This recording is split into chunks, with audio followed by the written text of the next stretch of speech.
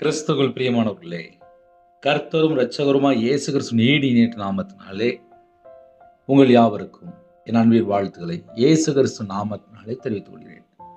தேவன் அருளிய அப்பம் பிரேயர் மினிஸ்ட்ரி சேனல் மூலியமாக உங்களோடு சந்திப்பதில் மிகுந்த மகிழ்ச்சி அடைகிறேன்.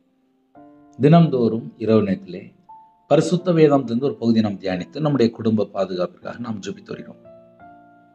லேவியாவும் 26ஆம் அதிகாரம் 9 முதல் 12 ஆகிய வசனங்கள்.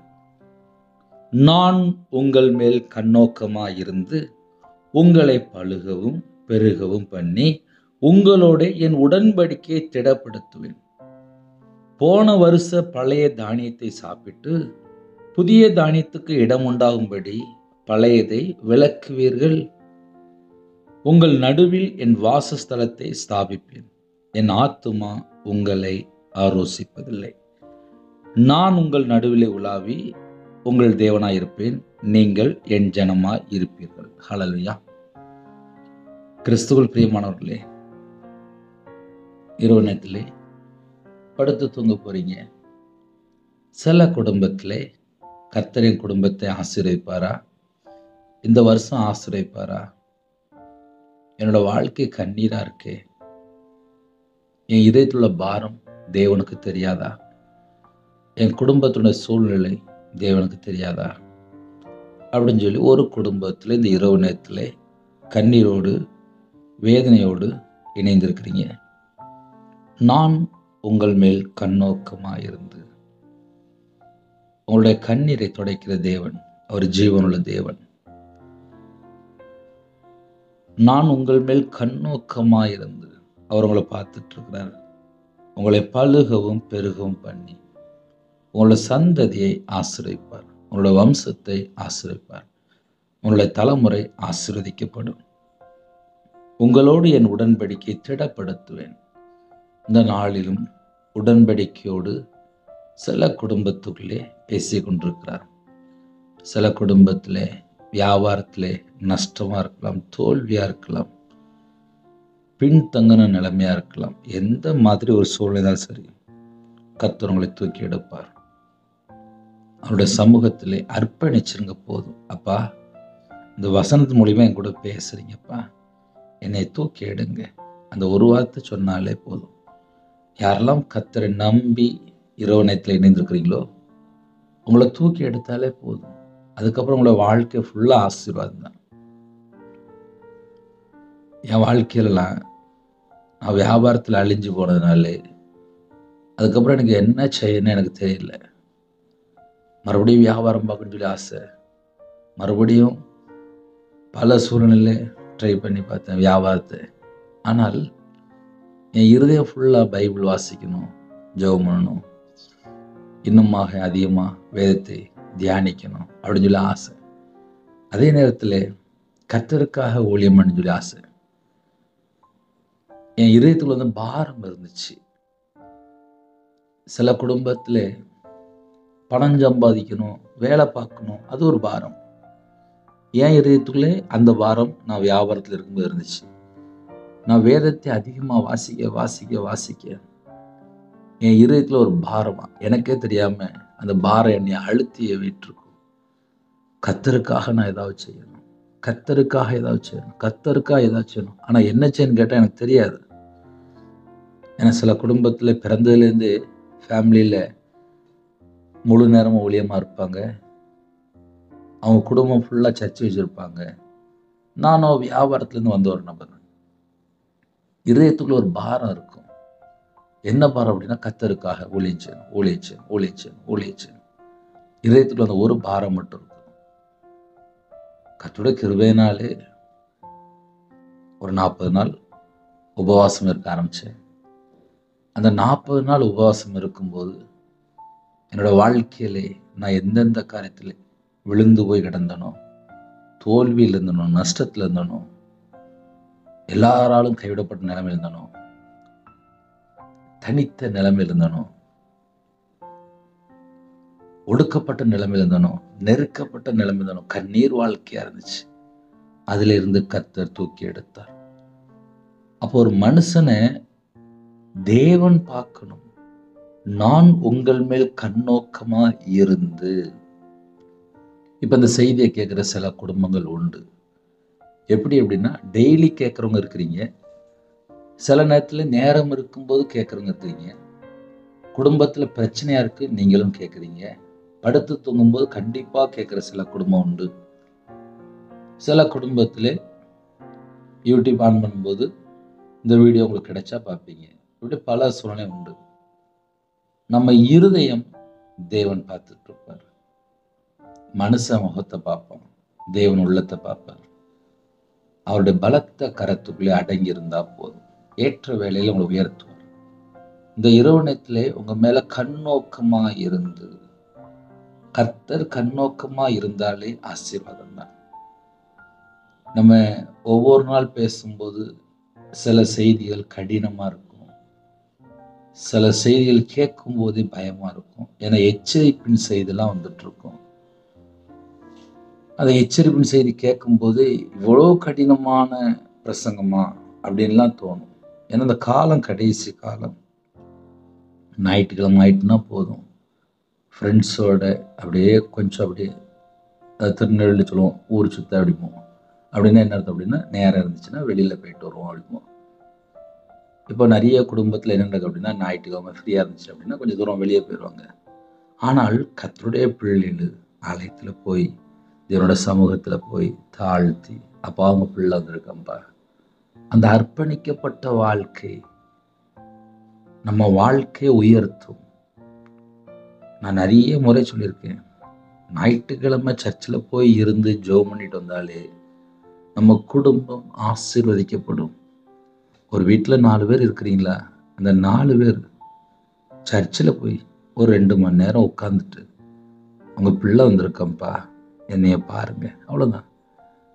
நான் உங்கள் மேல் கண்ணோக்கமா இருந்து, அவர் நம்ம மேல கண்ணோக்கமா இருந்தால் நம்ம குடும்பம் எவ்வளவு ஆசீர்வாதமா இருக்கும்.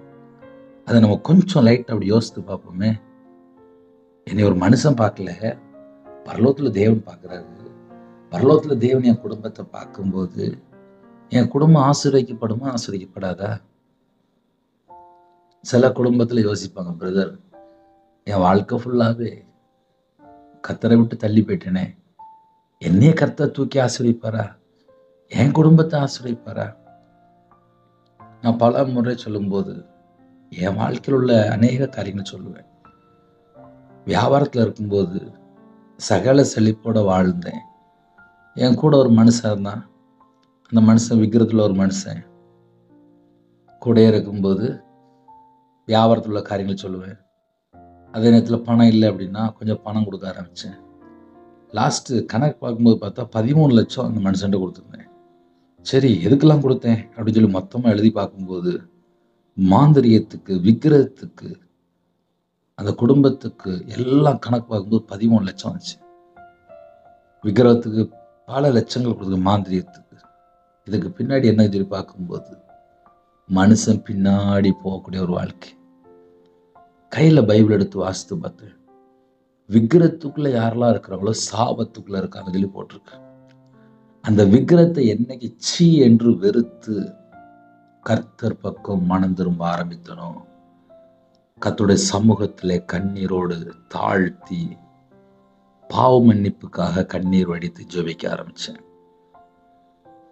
ஒரு மனுஷன் மேல கர்த்தர் எப்பப்பா கண்ணோக்கமா இருக்கிறாரு. நாங்க வேற வேற தேசத்துல இருக்கோம், நாங்க வேற சொல்ல இருக்கிறோம், உங்க செய்தி கேட்கிறோம், நாங்க ரட்சிக்கப்படலை, எங்க வீட்டுல பைபிள் இல்லை, நாங்க சர்ச்சுக்கு போகல, நாங்க இயேசுவை தெரிந்து கொள்றோம், ஆனா எங்க வாழ்க்கையில எங்களை தூக்கி எடுப்பாரா? எங்க வீட்டுல கடன் பிரச்சனை இருக்கு, நான் அந்த பாவ அடிமையில் இருக்கிறேனே. சில குடும்பத்துல விபச்சார பாவத்துல இருப்பாங்க, வெளியே தெரியாது. வீட்டுக்குள்ள கணவன் மனைவி இருப்பாங்க, ஆனா செல்போன்ல பார்த்தா பல காரியங்கள், வெளியில போய் பார்த்தா பல காரியங்கள். அப்ப கர்த்தருடைய பிள்ளைகள் எங்கேயோ போய் ஒரு இடத்துல அடிமையா இருப்பாங்க.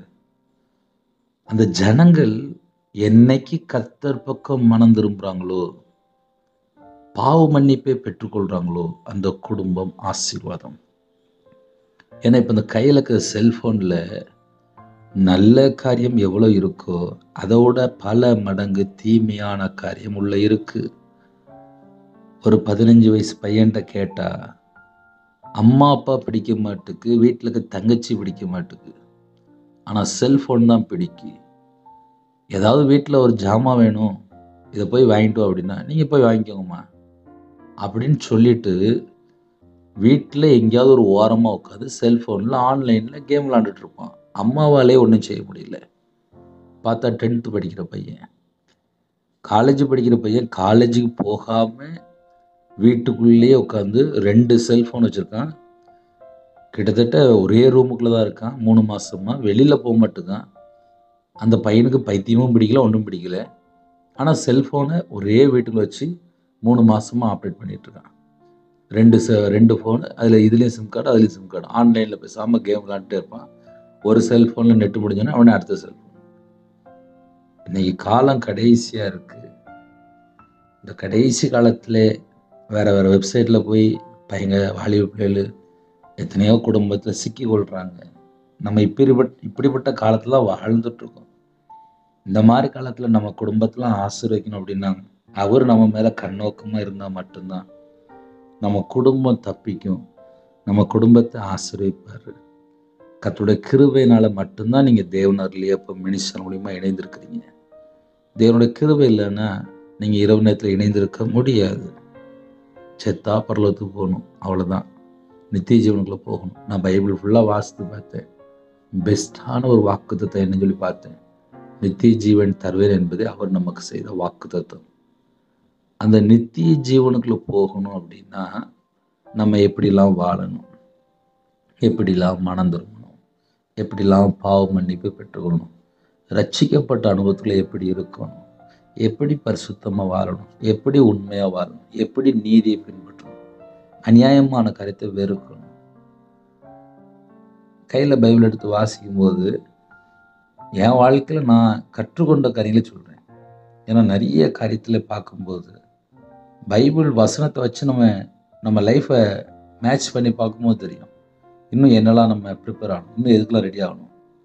சாயங்காலம் 6 மணிக்கு ட்ரெயின் வருது அப்படின்னா அழகாக 5 மணிக்கு போய் நிற்பாங்க. ஒரு ஃப்ளைட்டுக்கு 8 மணிக்கு போகணும் அப்படின்னா அங்கே 5 மணிக்கு 6 மணிக்கு உள்ளே போயிடுவாங்க.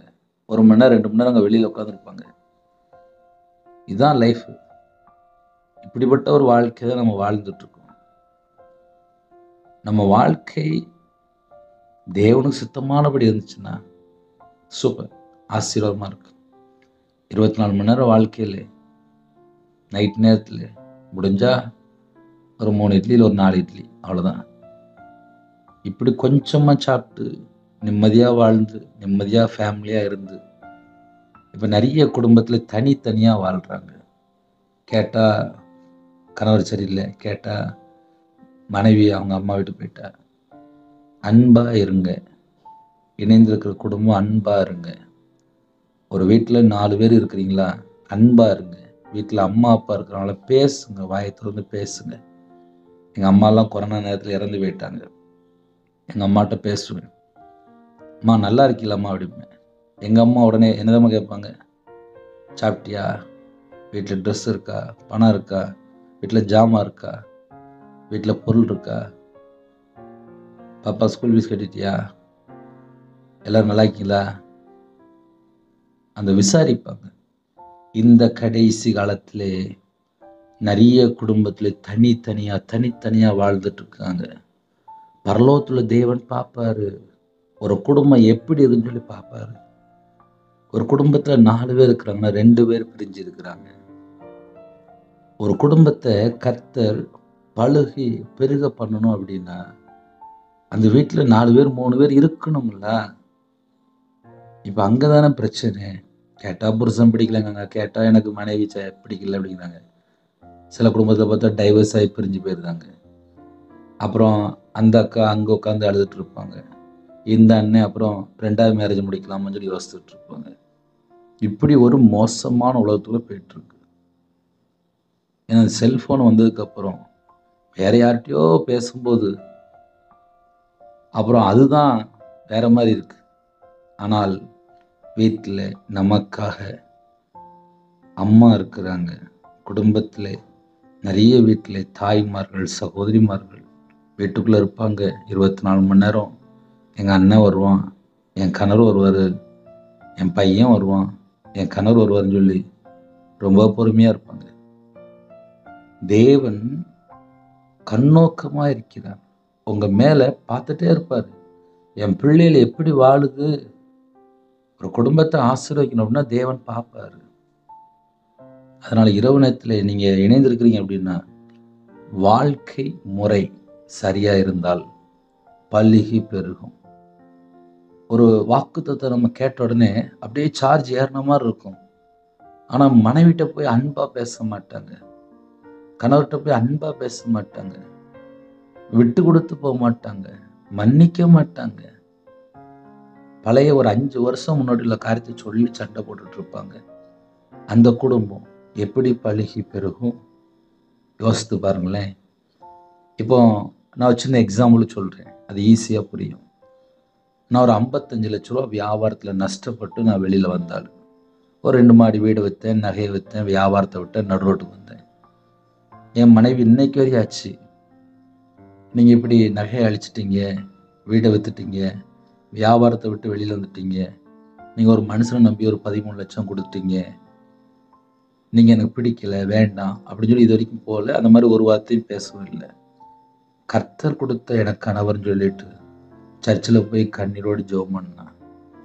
இன்னைக்கு ஏன் நான் முழு நேரம் ஊழியம் பார்க்குறேன் அப்படின்னு சொல்லி பின்னாடி திரும்பி பார்க்கும்போது எல்லா சூழ்நிலையுமே மனைவி பொறுமையாக இருந்தா, கையில் 1 ரூபா இல்லாமல் வீட்டுக்குள்ளே இருப்போம். ஆனால் தேவன் கூட இருப்பார். காரணம் என்ன? ஒரு குடும்பத்திலே அன்பு தான் பெருசு. கர்த்தருடைய பிள்ளைகள் கர்த்தர் மேலே நம்பிக்கை வச்சு இருந்தால் ஆசீர்வாதம். ஒரு குடும்பம் எப்போ பழுகி பெருகும்? இஷ்டம் போல வாழ்ந்தாலா? கிடையாது. இன்னைக்கு நிறைய குடும்பத்தில் கர்த்தரை விட்டு தள்ளி போய் நைட்டு பார்த்தா தண்ணி அடிக்க போயிருந்தாங்க, சில குடும்பத்தில் கஞ்சா அடிக்க போயிருந்தாங்க, அப்புறம் புகையிலை, அப்புறம் சிகரெட்டு, அதெல்லாம் வேஸ்ட் செலவு தானே. என் வாழ்க்கையில் நான் வியாபாரத்தில் நஷ்டப்பட்டேன், உண்மைதான். 16 மணி நேரம் வேலை பார்த்தேன், அப்புறம் வீட்டில் டயர்டாயிரும், வீட்டில் வந்து படுத்து தூங்கிடுவேன். நோ ஃப்ரெண்டு, முடிஞ்சு போச்சு. ஊழியத்துக்கு வந்ததுக்கப்புறம் தெரியுது, கையில் பைபிள் எடுத்து வாசிக்கும்போது வியாபாரத்தை அதிகமாக நேசித்தேன், ஆனால் தேவன் எப்படிப்பட்டவர்னு தெரியாமல் போயிட்டு. கர்த்தர் நம்ம மேலே கண்ணோக்கமாக இருந்து நம்ம குடும்பத்தை பல்லுகி பெருகணும் அப்படின்னா அதுக்கு ஒரு மெத்தேடு வச்சுருப்பார். ஏன் இவ்வளோ நேரம் பேசுகிறேன் அப்படின்னா, கர்த்தருடைய பிள்ளைகள் இணைந்திருக்கும் போது, பிரதர் எங்கள் வீட்டில் சமாதானம் இல்லை பிரதர், வீட்டில் கொஞ்சம் ஒரு சமாதானமாக பேசுங்க, ஒரு 2 பேர் 4 பேர் இருக்கிறீங்களா, உட்கார்ந்து பேசினாலே 90% பிரச்சனை சால்வ் ஆயிடும். நிறைய வீட்டில் என்ன ஃபால்ட் நடக்கும் அப்படின்னா, செல்ஃபோனில் மூழ்கி போய் கிடக்காங்க. அப்புறம் காலையில் தூங்கி எந்திரிச்சு உயிரோட இருந்தால் தான் உண்டு. ஏன்னா இப்போ அந்த அளவுக்கு மனுஷன் ஒரு ஒரு மனநோய் மாதிரி செல்ஃபோன் செல்ஃபோன் செல்ஃபோன் செல்ஃபோன். ஒரு முழங்காலில் ஒரு 1/2 மணி நேரம் நின்று ஜெபிக்க முடியுதா?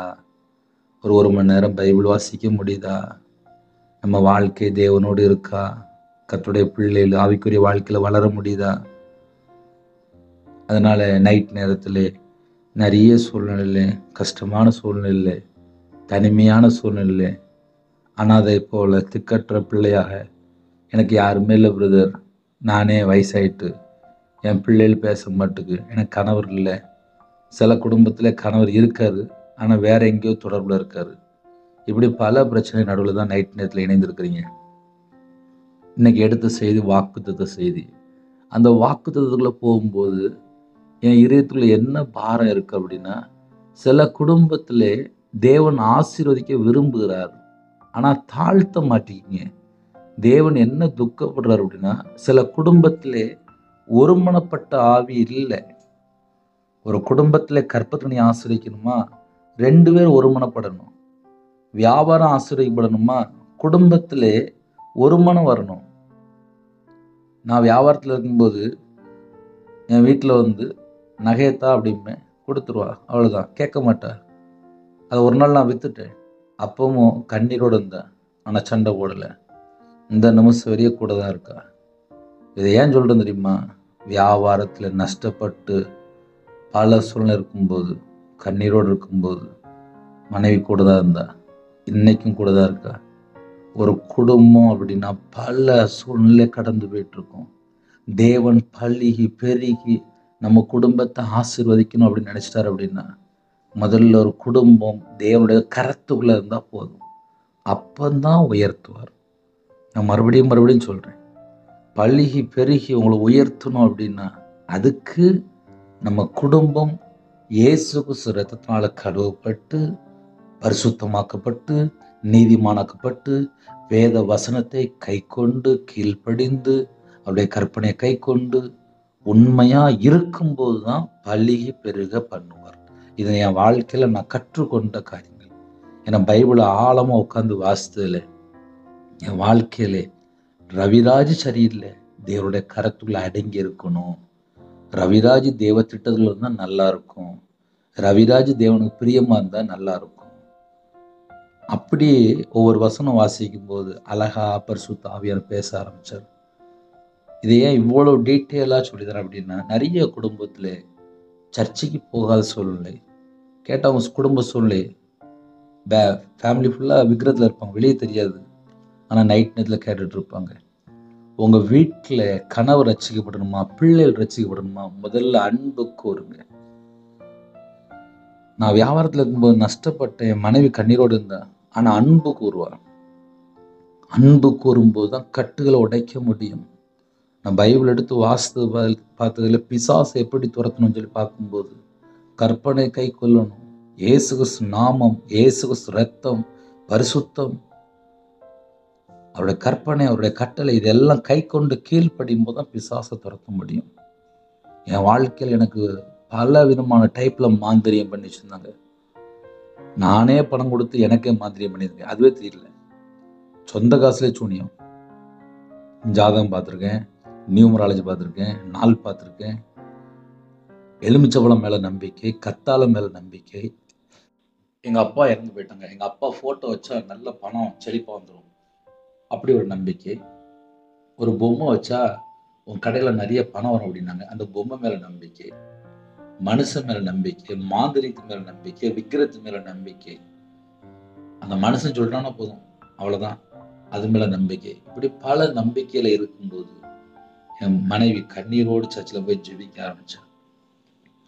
இந்த வசனத்துல ஏன் இவ்வளவு டீட்டெயில் பேசுறேன் அப்படின்னா, ஒரு குடும்பம் உங்களை பழுகவும் பெருகவும் பண்ணி, அப்போ ஒரு குடும்பத்தை பழுகவும் பெருகவும் பண்ணணும் அப்படின்னா அந்த குடும்பம் முதல்ல சீர் பொருந்த வேண்டிய காரியம் நிறைய இருக்கு.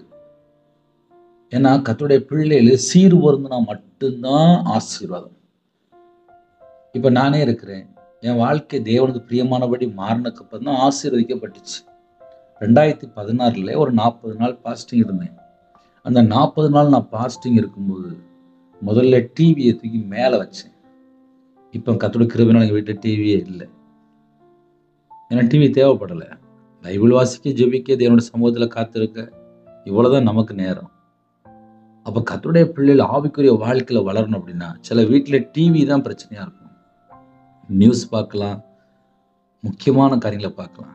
ஆனால் தேவனுடைய சமூகத்துக்கு நம்ம எவ்வளவு நேரம் காத்திருக்கிறோமோ, அவருடைய வார்த்தையை எவ்வளவு நேரம் தியானிக்கிறோமோ, எவ்வளவு நேரம் ஜெபிக்கிறோமோ, எவ்வளவு நேரம் அந்நிய பாஷை பேசுகிறோமோ, அதுதான் ஆவிக்குரிய வாழ்க்கையில வளர்ச்சி. நான் 2016 ஒரு 40 நாள் உபவாசம் இருக்கும்போது நான் தானே வீட்டு தலை, முதல்ல டிவியை ஓரமா வச்சேன். 40 நாள் பாஸ்டிங் போட ஆரம்பிச்சேன். இப்போ லென்த்து காலம் வருது. இந்த வருஷத்துல கர்த்தருடைய கிருபையினாலே லென்த்து காலத்துக்காக நிறைய செய்தி பேச வேண்டியிருக்கு. யாரெல்லாம் இந்த வீடியோ கேட்குறீங்களோ எனக்காக, தேவனர்கள் எப்போ மினிஸ்டனுக்காக கொஞ்சம் அதிகமாக ஜெபிங்க. ஏன்னா ஒவ்வொரு நாளும் கர்த்தருடைய வார்த்தையை பேசும்போது ஒவ்வொரு ஆத்துமா ரட்சிக்கப்படணும். கடமைக்காக பேசக்கூடாது, பரிசுத்த ஆவியானவர் பேசணும், ஒவ்வொரு ஆத்துமா ரட்சிக்கப்படணும். அதனால லென்த் டேஸ்க்காக, உபவாசத்துக்காக, இயேசு கிறிஸ்துவோடு எப்படி இணைக்கப்படணும் அந்த காரியங்களுக்காக ஜெபிக்க வேண்டியிருக்கு, செய்தி பேச வேண்டியிருக்கு. 40 நாள் லென்த் டேஸ்க்காக பேச வேண்டியிருக்கு. அதுக்காக ஜெபித்துக் கொள்ளுங்க. உங்களை பழுகவும் பெருகவும் உங்க குடும்பம் ஆசீர்வாதமா இருக்கணும் அப்படின்னா அதை எப்படி செக் பண்ணி பார்த்தா புரியும் அப்படின்னா, ஒருமனப்பட்ட ஆவி இருக்கா, குடும்பத்துக்குள்ளே சமாதானம் இருக்கா, குடும்பத்துக்குள்ளே பரிசுத்தம் இருக்கா, குடும்பத்துக்குள்ளே நீதி இருக்கா, குடும்பத்துக்குள்ளே உண்மை இருக்கா? இதெல்லாம் உள்ள இருந்தா மட்டும்தான் பழுகி பெருகி தேவன் ஆசீர்வதிப்பார். அப்போ ஒரு குடும்பத்தை தேவன் கண்ணோக்கமா இருக்கிறாரு. அந்த பிள்ளைகள் எப்போ கர்த்தருடைய வார்த்தைக்கு கீழ்ப்படுகிறாங்களோ அப்பந்தான் ஆசீர்வாதம். இது என் வாழ்க்கையில நான் தேவனோட வார்த்தைக்கு கீழ்ப்படிய ஆரம்பிச்சேன். எப்படின்னா, எனக்கு வசனத்தை வாசிக்கும்போது இவ்வளோ காரியத்தில் நான் இன்னும் மனம் திரும்பணுமா, அர்ப்பணிச்சுக்கிட்டே இருப்பேன். என் வாழ்க்கை ஃபுல்லாகவே அர்ப்பணிப்பு தான். என் வாழ்க்கையில் ஒவ்வொரு வசனம் வாசிக்கும்போது இந்த வசனம் நான் அர்ப்பணிக்கிறேன்ப்பா, இந்த வசனம் நான் அர்ப்பணிக்கிறேன், என்னை தாழ்த்துறேன், என்னை தாழ்த்துறேன், என்னை தாழ்த்துறேன். என் வாழ்க்கை ஃபுல்லாகவே தாழ்த்தி தாழ்த்தி தாழ்த்தி தேவனுடைய சமூகத்தில் காத்திருந்து காத்திருந்து காத்திருந்து அப்படியே போயிட்டே இருக்கும். தேவன் அருளி அப்போ மினிஷனில் முழு நேர ஊழியம். ஜெபித்து கொள்ளுங்க. இருக்கிற இடத்துல ஒரு கூடாரம் போடணும், அதுக்கெல்லாம் ஜெபித்து கொள்ளுங்க. நான் உங்கள் மேல் கண்ணோக்கமா இருந்து உங்களை பழுகவும் பெருகவும். இப்போ நீங்க இவ்வளவு நேரம் நான் பேசினேன், உங்க வீட்டுக்குள்ள லைட்டா செக் பண்ணி பார்க்கலாம். உங்க பிள்ளைகளோட வாழ்க்கை ஆசீர்வாதமா இருக்கா? உங்களோட வம்சம் அடுத்தால பழுகி பெருகுதா? அதுக்கு தடையா இருக்கிற நபர் யாரு? என் வாழ்க்கையில தடைகள் நிறைய இருந்துச்சு. அந்த தடைகள் விலகும் போதுதான் ஆசீர்வாதம். ஒரு குடும்பத்துக்குள்ளே தடை என்ன, யாரு தடையா இருந்தாங்க, அதை நம்ம கொஞ்சம் யோசிக்கணும். நான் வியாபாரத்தில் இருக்கும்போது ஒரே ஒரு நபர் தான் கிட்டத்தட்ட 13 வருஷம் கண்டினியூவா எனக்கு மாந்திரியம் பண்ணிட்டே இருந்திருக்காரு. எனக்கும் என் மனைவிக்கும் பல காரியத்துல பிரச்சனைக்கு காரணம் சொல்லி பார்க்கும்போது ஒரே ஒரு நபர். அந்த ஒரு நபர் மூலியமாக, ஏன்னா மாந்திரியம் பண்ணிட்டே இருப்பாங்க. வீட்டில் பார்த்தா சண்டை வரும், வீட்டில் பார்த்தா நஷ்டம் வரும், வீட்டில் பார்த்தா எல்லாம் நஷ்டமாயிட்டு இருக்கும். ஆனால் பின்னாடி என்ன நடந்து பார்க்கும்போது மாந்திரிகம். அதனால கர்த்தருடைய பிள்ளைகள் இரவு நேரத்தில் இணைந்திருக்கிறீங்களா, கணவன் மனைவியா இருக்கிறீங்களா, உங்களுக்கு விரோதமாக, கர்த்தருடைய பிள்ளைகள் விரோதமாக தேவையில்லாத ஏதாவது பிரச்சனை ஏதாவது உள்ள வருதா, இதை லைட்டா செக் பண்ணி பார்க்கணும். உங்களோடு என் உடன்படிக்கை திடப்படுத்துவேன், உறுதிப்படுத்துவேன். உறுதிப்படுத்தும் போது சகல விதமான ஆசீர்வாதம் உங்க வீட்டுக்குள்ள சமாதானம் இருக்கும், ஆசீர்வாதம் இருக்கும், வியாதி இருக்காது, பலவீனம் இருக்காது, சுகம் இருக்கும், ஆரோக்கியம் இருக்கும். இதுக்கு ஊடையில நம்ம என்ன யோசித்து பார்க்கணும் அப்படின்னா, நம்ம குடும்பத்தை தேவன் ஆசீர்வதிக்கும் போது தேவையில்லாம ஃப்ரெண்ட்ஷிப்போ தேவையில்லாத காரியங்களோ ஏதாவது இருக்கா, அதை நம்ம கொஞ்சம் யோசித்து பார்க்கணும். போன வருஷம் பழைய தானியத்தை சாப்பிட்டு புதிய தானியத்துக்கு இடம் உண்டாகும்படி பழையதை விலக்குவீர்கள். இந்த புதிய வருஷத்துல கர்த்தர் ஆசீர்வதிப்பார். எப்போ ஆசீர்வதிப்பார் அப்படின்னா, நம்ம மேல கண்ணோக்கமா இருக்கிறாரு, நம்மளை பழுகவும் பெருகவும் பண்ணி, அப்போ நம்ம குடும்பத்தை ஆசீர்வதிக்கும் போது, போன வருஷம் நான் இப்படி இருந்தேன்ப்பா, இந்த வருஷம் எப்படி இருக்க போறேன், புதிய தானியம், புதிய ஆசீர்வாதம், அதெல்லாம் உள்ள வச்சிருக்காரு. அந்த கிஃப்டை பெற்றுக்கொள்றதுக்கு தான் இவ்வளவு நேரம் பேசியிருக்கேன். சில நேரத்தில் என் குடும்பத்தில் சில காரியங்கள் சொன்ன மாதிரி தெரியும். அதுக்கு பின்னாடி என்ன இருக்கு அப்படின்னா, புதுசா இயேசுவை சொந்த ரட்சகராக ஏற்றுக்கொண்டு எப்படி வாழணும் சில குடும்பத்தில் தெரியாம இருக்கும். அந்த மாதிரி ஜனங்களுக்கு சுவிசேஷம் போயிட்டு இருக்கும். ஒரு குடும்பம் இப்படிலாம் கஷ்டப்பட்டிருக்கு, இப்படிலாம் மனம் திரும்பணும். ஏன்னா தேவனுடைய சமூகத்துல மனம் திரும்ப மனம் திரும்ப மனம் திரும்ப பாவ மன்னிப்பை பெற்றுக்கொள்ள, பாவ மன்னிப்பை பெற்றுக்கொள்ள, பாவ மன்னிப்பை பெற்றுக்கொள்ள அந்த குடும்பம் ஆசீர்வதிக்கப்படும். இயேசு கிறிஸ்து ரத்தத்தினால கழுவப்பட கழுவப்பட கழுவப்பட அந்த குடும்பம் ஆசீர்வதிக்கப்படும். தேவனுடைய சமூகத்துல காத்திருந்து தாழ்த்த தாழ்த்த ஆசீர்வதிக்கப்படும். அர்ப்பணிக்கும் போது ஆசீர்வதிக்கப்படும். இதுதான் பைபிளுடைய முழு ரகசியம். அப்ப இரவு நேரத்துல சில பாயிண்ட், சில நேரத்துல சில காரியங்கள் சொல்றேன்னா, அது நமக்கு வேணாம். ஒரு சில நேரத்துல கொஞ்ச நேரம் எக்ஸ்ட்ரா கேட்ட மாதிரி தெரியும். ஆனா இன்னொரு குடும்பத்துக்குள்ளே ஒரு ஆத்துமாவை தேவன் சந்திச்சுட்டு இருப்பார். ஹல்லேலூயா. உங்கள் நடுவில் என் வாசஸ்தலத்தை ஸ்தாபிப்பேன், என் ஆத்துமா உங்களை ஆரோசிப்பதில்லை, வெறுப்பதில்லை. உங்கள் நடுவில் என் வாசஸ்தலத்தை ஸ்தாபிப்பேன். என் இதயத்துக்குள்ள இயேசு கிறிஸ்து என்னைக்கு வந்தாரோ அன்னைக்கு தான் எனக்கு ஒரு நிம்மதியே கிடைச்சது. இயேசு கிறிஸ்து வந்த வீட்டுல மட்டும்தான் சமாதானம். இயேசு கிறிஸ்து வந்த வீட்டுல மட்டும்தான் சந்தோஷம். இயேசு கிறிஸ்து ஒரு வீட்டுக்குள்ள வந்தா மட்டும்தான் வியாதி இருக்காது. இயேசு கிறிஸ்து ஒரு வீட்டுக்குள்ள வந்தாதான் சுகம் இருக்கும். இயேசு கிறிஸ்து ஒரு வீட்டுக்குள்ள வந்ததுக்கு அப்புறம் தான் ஒரு புது பலன் கிடைக்கும். இயேசு கிறிஸ்து ஒரு வீட்டுக்குள்ள வந்ததுக்கு அப்புறம் தான் தீர்க்காயுசு. இயேசு கிறிஸ்து ஒரு வீட்டுக்குள்ள வந்தா அந்த வீட்டுல பிசாசுடைய கிரியை இருக்காது, இருள் இருக்காது, சாபம் இருக்காது, தலைமுறை சாபம் இருக்காது, மாந்திரியம் செயல்படாது, பில்லி சூனியம் செயல்படாது, ஏவல் செயல்படாது, விக்கிரம் செயல்படாது. ஏன்னா இயேசு கிறிஸ்து ஒரு வீட்டுக்குள்ள வந்தால் அந்த வீட்டுக்கு ரட்சிப்பு. சகையனுடைய வாழ்க்கையில ரட்சிப்பு எப்போ? அவர் மனம் திரும்பினார். நான் யார்கிட்டலாம் வாங்கியிருக்கணும் திருப்பி கொடுக்குறேன் அப்படின்னாரு. அதுதான் ரட்சிப்பு. அப்ப ரட்சிப்புக்கு ஒரு முக்கியமான ஒரு பாயிண்ட் என்னன்னா மனம் திரும்புதல். இன்னைக்கு கடைசி காலத்துல, இந்த லென்த் காலத்துல எத்தனையோ தேசத்துக்குள்ளே வேற வேற இடத்துல வேற வேற கிராமத்துல சுவிசேஷ அறிவிப்பாங்க. அந்த 40 நாள் லென்த் டேஸ்ல மனம் திரும்புற பிரசங்கம் நிறைய இருக்கும். காரணம் என்ன? ஒரு பாவி மனம் திரும்பும் போது பரலோகத்துல மிகுந்த சந்தோஷம். இந்த இரவு நேரத்துல இவ்வளவு நேரம் நீங்க எல்லாம் கேட்டீங்கல்ல, நான் உங்கள் நடுவிலே உலாவி உங்கள் தேவனா இருப்பேன், நீங்கள் என் ஜனமா இருப்பீர்கள். எப்போ? இப்ப நான் மறுபடியும் 2 நிமிஷம் பேசுறேனே, ஒரு 5 மணி நேரம் 6 மணி நேரம் செல்போன்ல மூழ்கி போய் கிடக்குறப்ப தேவையில்லாம ஃப்ரெண்டுகிட்ட பேசிட்டு இருக்கிறேன். அப்படி இருந்தா இயேசு கிறிஸ்து கூட இருப்பாரா? நம்ம ஒரு நார்மலா செக் பண்ணி பார்ப்போமே. அதை நம்ம இன்னொரு மெத்தட்ல சொல்லணும் அப்படின்னா, இங்கிலீஷ் மெடிசன் எடுப்பாங்க, நாட்டு மெடிசன் எடுப்பாங்க. லாஸ்ட் பார்த்தா உடம்புல பார்த்தா அலர்ஜி ஆயிரும். எதனால அலர்ஜி ஆச்சு அவங்களால கண்டுபிடிக்க முடியாது. நான் வியாபாரத்தில் இருக்கும்போது நாட்டு மெடிசன் எடுத்திருக்கேன், இங்கிலீஷ் மெடிசன் எடுத்திருக்கேன். சைடு எஃபெக்ட் ஆகிட்டு அதனால ஹாஸ்பிட்டலில் போய் படுத்துட்டேன். உடம்பு சரியில்லை. ஏன் சரீரத்தில் அப்போ என்ன நடந்துன்னு சொல்லி பார்க்கும்போது நாட்டு மெடிசனும் உடம்புல போயிட்டு, இங்கிலீஷ் மெடிசனும் உடம்புல போயிட்டு ஒரே நேரத்தில் உடம்பு தாங்கலை. அதே போல் கர்த்தருடைய பிள்ளைகள் ஆவிக்குரிய வாழ்க்கையில் வளரணும்னு நினைச்சாச்சு அப்படின்னா விட வேண்டிய காரியத்தை விட்டா மட்டும்தான், தேவையில்லாத காரியத்தில் வெளியில வந்தா மட்டும்தான் கர்த்தர் உங்க கூட உலாவிட்டு இருப்பார். உங்க இருதயத்துக்குள்ள கர்த்தர் இருக்கணும் அப்படின்னா விட வேண்டிய காரியத்தை விடணும். இயேசுவும் என் கூட இருக்கணும்.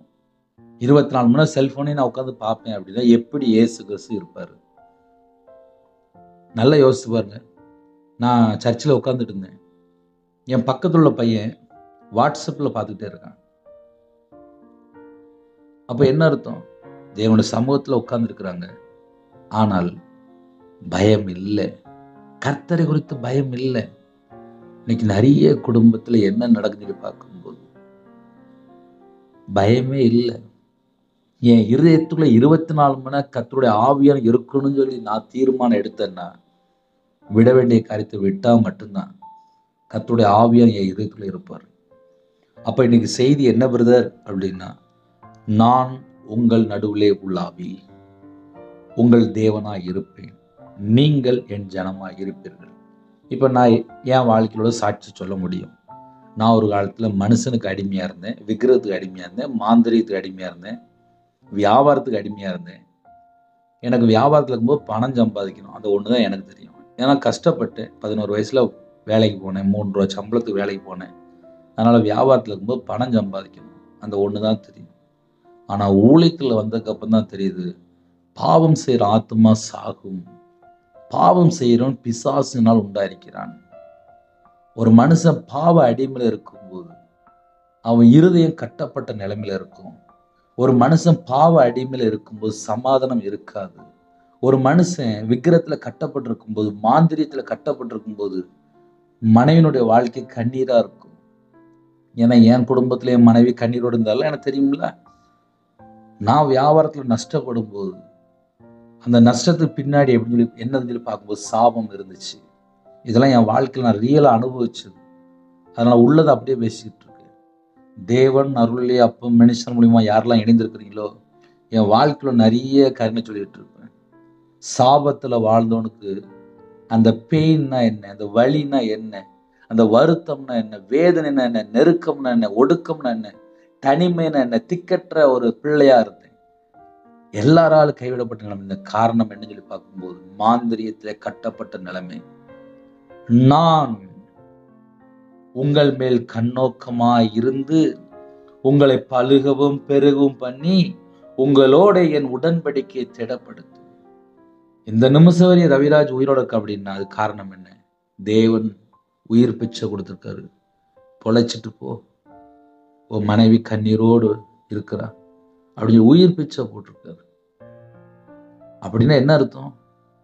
கர்த்தருடைய பிள்ளைகள் கர்த்தரை விட்டு தள்ளி போய் விக்கிரத்துல இருக்கும்போது தேவனோட உக்கர கோபத்துக்குள்ளே வாழ்ந்துட்டு இருப்பாங்க, சாபத்துக்குள்ளே வாழ்ந்துட்டு இருப்பாங்க. நான் சாபத்துக்குள்ளேயே வாழ்ந்திருக்கேன். கையில பைபிள் எடுத்து வாசித்து மனம் திரும்பி பாவ மன்னிப்பை பெற்றுக்கொண்டு இயேசு கிறிஸ்து ரத்தத்தினால கழுவப்பட்டு அபிஷேகமும் பண்ணி வச்சிருக்காரு. அப்ப பழைய வாழ்க்கைன்னு என்ன, புதிய வாழ்க்கைன்னு என்ன, கர்த்தருடைய கரத்துல அடங்கியிருந்தா வாழ்க்கை எப்படி ஆசீர்வாதமா இருக்கும், தேவனுக்கு பிரியமானபடி வாழ்ந்தா எப்படி நம்ம நித்திய ஜீவனுக்குள்ள போக முடியும். காலம் கடைசியா இருக்கு. ஒரு குடும்பத்தை தேவன் ஆசீர்வதிக்கணும்னு நினைச்சாச்சு அப்படின்னா, நான் இன்னைக்கு இவ்வளவு காரியம் பேசியிருக்கேன். நான் துன்மார்க்கனா வாழ்ந்தா இயேசு ஆசீர்வதிப்பாரா? நான் பாவத்திலே வாழ்ந்தா இயேசு ஆசீர்வதிப்பாரா? நான் அக்கிரமம் செஞ்சுட்டே இருந்தா தேவன் ஆசீர்வதிப்பாரா? நான் அநியாயக்காரனா இருந்தா தேவன் ஆசீர்வதிப்பாரா? நம்ம அப்படி நார்மலா ரியலா யோசித்து பார்ப்போமே. அதனால இரவு நேரத்துல ஜெபிக்கிறது பெருசு கிடையாது. நம்ம கொஞ்ச நேரம் பைபிள் தியானிச்சோம், நிறைய காரியங்கள் ஓப்பன் டாக்ல பேசிட்டு இருக்கு. ஏன்னா இந்த கடைசி காலத்துல ஒரே ஒரு பாவி மனம் திரும்பினால் பரலோகத்துல மிகுந்த சந்தோஷமா. நைட் நேரத்துல சில குடும்பத்துல ஜெப குறிப்பு வரும். என்ன ஜெப குறிப்பு வரும்னா, என் பையன் வாலிப பையன், இப்பதான் காலேஜ் முடிச்சான், ஆனா கஞ்சா பழக்கத்துல இருக்கிறான், என்ன செய்யணும் தெரியல, சொன்னா கேட்க மாட்டேங்கான். இப்ப அப்படிலாம் பிரச்சனை ஓடிட்டு இருக்கு. அப்ப பிள்ளைகளுக்கு உத்தரவா எடுத்து ஜெபிக்கிற அம்மாமார் வேணும், தகப்பன்மார் வேணும். பிள்ளைகள் பார்த்தா இஷ்டம் போல போயிட்டு இருக்கு. ஒரு பக்கம் பார்த்தா மதுபான அடிமை, இன்னொரு பக்கம் பார்த்தா விபச்சார அடிமை. இதான் கடைசி காலத்துல அதிகமா பெருகிட்டே இருக்கு. கையில இருக்க செல்போனு, யார்கிட்டயாவது தேவையில்லாம பல மணி நேரம் பேசிட்டு இருப்பாங்க. நேரத்தெல்லாம் பிசாசு சாப்பிட்டுருது. மனுஷனுடைய சத்தம் பலவீனப்படுத்தும் என்று எழுதப்பட்டிருக்கு. தேவன் அருளிய அப்பம். இந்த செய்தி உங்களுக்கு கேட்கும்போது உங்களோட ஆவிக்குரிய வாழ்க்கையில மனமாற்றம் இருக்கா, ஒரு எழுப்புதல் இருக்கா, ஒரு விடுதலை இருக்கா, ஆசீர்வாதம் இருக்கா? இந்த செய்தியை கேட்டதுக்கு அப்புறம் நீங்க முழங்கால் போட்டு ஜெபம் பண்றீங்களா? கையில பைபிள் எடுத்து வாசிக்கிறீங்களா? உங்க வாழ்க்கை முறை மாறுதா? உங்க குடும்பத்துல பிரச்சனை மாறி இருக்கா? இல்ல பழைய சுபாவம், பழைய எண்ணங்கள் மறுபடியும் மறுபடியும் உள்ள வருதா? இதை நம்ம கொஞ்சம் ஆழமா யோசித்து பார்த்தாச்சு அப்படின்னா நம்ம வாழ்க்கையில 90% பிரச்சனை உடனே ஆஃப் ஆயிரும். நான் என்னைக்கு கையில பைபிள் எடுத்து வாசிக்க ஆரம்பிச்சேனோ அன்னைக்கு கண்ணீர் வர ஆரம்பிச்சது, மனம் திரும்ப ஆரம்பிச்சேன், என்னோட சமூகத்துல தாழ்த்த ஆரம்பிச்சேன். இதை ஏன் நைட் நேரத்துல உங்களுக்கு சொல்றேன், மறுபடியும் மறுபடியும் சொல்றேன் அப்படின்னா, ஒரு குடும்பத்தை தேவன் ஆசீர்வதிக்க விரும்புறாரு. இந்த நைட் நேரத்துல ஒரு குடும்பத்துல கண்ணீரோடு இருக்கிறீங்க, உங்க இதயத்துல என்ன வேதனை இருக்கிறது தேவனுக்கு தெரியும். கர்த்தர் உங்கள் மேல் கண்ணோக்கமா இருந்து உங்களை பழுகவும் பெருகும் பண்ணி உங்களோட என் உடன்படிக்கை திடப்படுத்துவேன்னு சொல்லி இந்த நேரத்துல பேசிட்டு இருக்கேன். இப்ப யாரெல்லாம் இந்த செய்தி கேட்டுட்டு இருக்கீங்களோ உங்க கூட பேசிட்டு இருக்க, உங்க குடும்பத்தை ஆசீர்வதிக்க போறாரு. இருக்கிற இடத்துல அப்படியே நேரம் முழங்கால் போடுங்க. நம்ம ஒருமனப்பட்டு ஜெபிப்போம். கண்களை மூடி ஜெபம் செய்வோம். அன்பின் கர்த்தாவே, உம்மை நன்றியோடு துதிக்கிறோம்ப்பா. போன வருஷம் பழைய தானியத்தை சாப்பிட்டு புதிய தானியத்துக்கு இடம் உண்டாகும்படி பழையதை விலக்குவீர்கள் என்று எழுதப்பட்டிருக்கு. உங்கள் நடுவில் என் வாசஸ்தலத்தை ஸ்தாபிப்பேன், என் ஆத்துமா உங்களை ஆலோசிப்பதில்லை வெறுப்பதில்லை என்று சொல்லியிருப்பார். நான் உங்கள் நடுவில் உலாவி உங்கள் தேவனா இருப்பேன், நீங்கள் என் ஜனமா இருப்பீர்கள் சொன்னியிருப்பார். எந்த குடும்பத்திலே இவ்வளவு நேரம் செய்தி கேட்டு அவருடைய வாழ்க்கையில எந்த சூழ்நிலை கட்டப்பட்ட நிலைமையில இருந்தாங்களோ அந்த கட்டுகள் இயேசு கிறிஸ்து நாமத்தினாலே அவுக்கப்படட்டும். எந்த குடும்பத்துல மனம் திரும்ப அர்ப்பணிச்சாங்களோ அந்த குடும்பம் இணைந்து வாழணும். எந்த குடும்பம் பாவ அடிமையில வாழ்றாங்களோ அந்த குடும்பம் மனம் திரும்பணும்.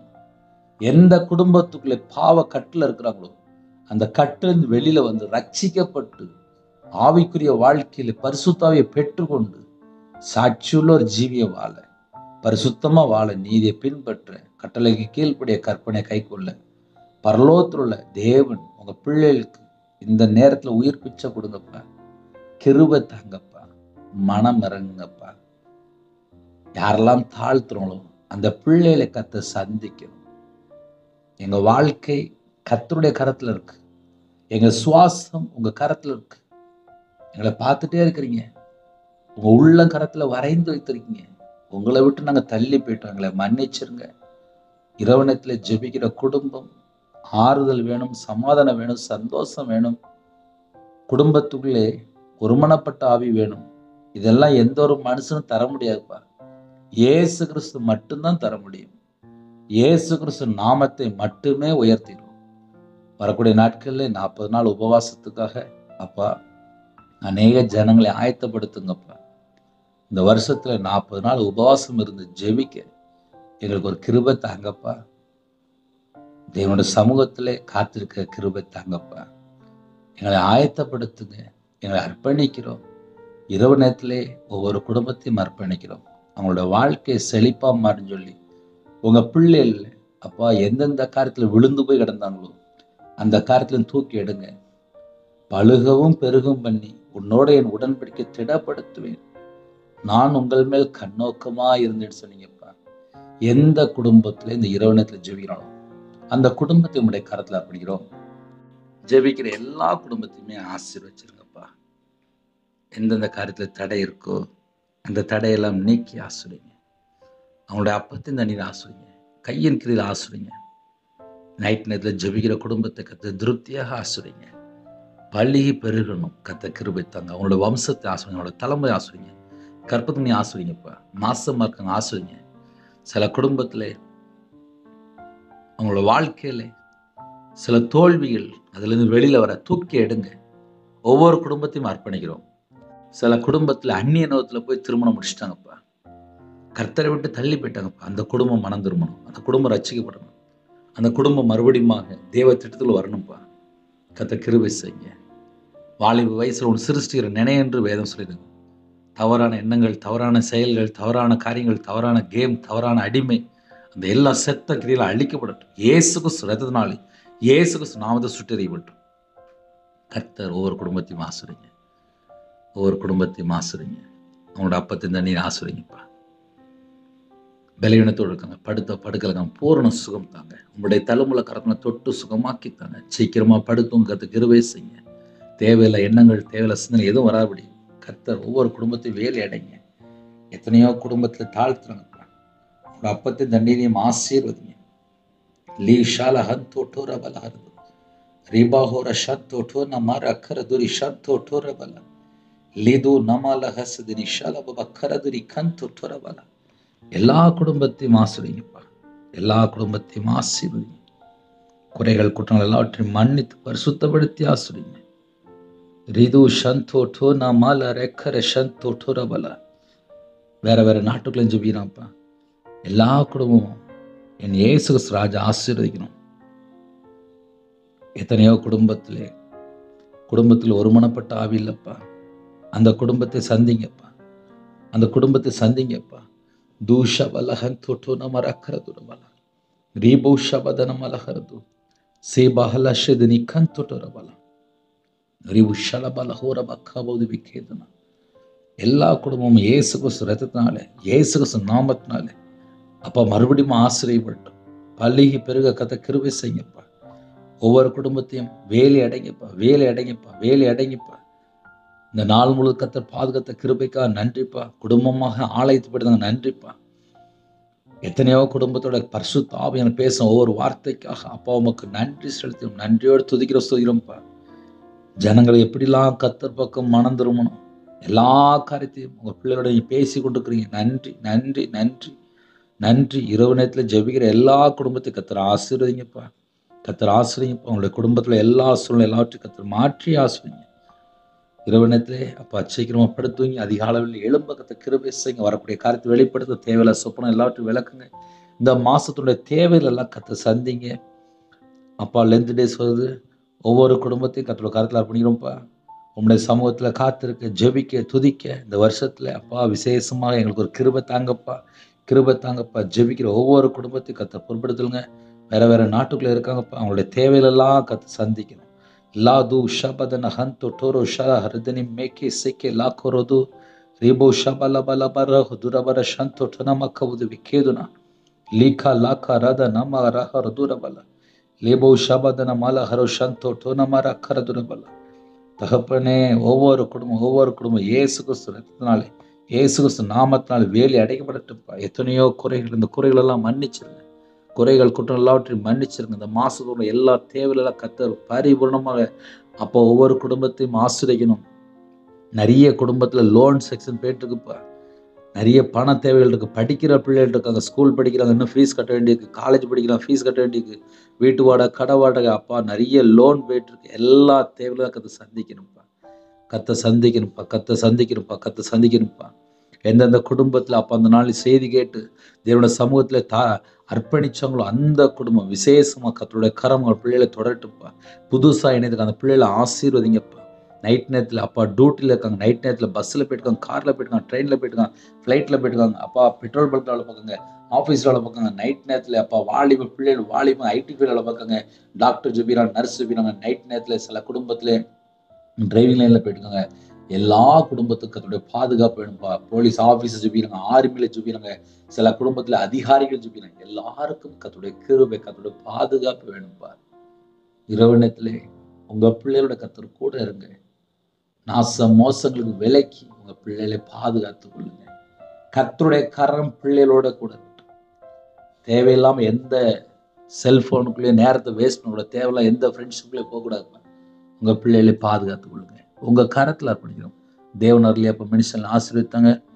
வரக்கூடிய லென்த் நாளுக்காக ஸ்தோத்திரப்பா. அது எங்களை எல்லா விதத்திலையும் தயார்படுத்துங்க, ஆயத்தப்படுத்துங்க. இந்த வருஷத்தில் நாங்கள் எப்படி உபவாசம் இருக்கணும், என்னென்ன காரியம் செய்யணும் எல்லாம் வெளிப்படுத்தி உங்கள் பிள்ளைகளோட பேசுங்க. உங்கள் கரத்தில் அர்ப்பணிக்கிறோம். கர்த்தர் பொறுப்படுத்துவோம். துதிகான மகிமை எல்லாம் முருகே செலுத்துகிறோம். இயேசு கிறிஸ்துவின் பிதாவே, ஆமென். தேவனுக்கு மகிமையுண்டாதாக. கர்த்தர் தாமே உங்களை உங்கள் குடும்பத்தின் சகல காலத்திலும் சம்பூர்ணமாக திருப்தியாக கர்த்தர் கொடுங்க பரிபூர்ணமாக ஆசீர்வதிப்பாராக. ஆமென். கர்த்தராகிய இயேசுவின் கிருபையும் பிதாவாகிய அன்பும் பரிசுத்தனுடைய ஐக்கியமும் இப்பொழுதும் எப்பொழுது சதா காலங்களிலும் நம் மண்ணில் கொடுப்பதாக. ஆமென். God bless you. ஜெபிக்க வேண்டிய விரும்பினால் 9363064181 நம்பருக்கு உண்டால் நாங்கள் உங்களுக்காக குடும்பத்தை ஜெபிப்போம். God bless you. Thanks for watching. Please subscribe our channel. Click the like and share. Click the bell. God bless you.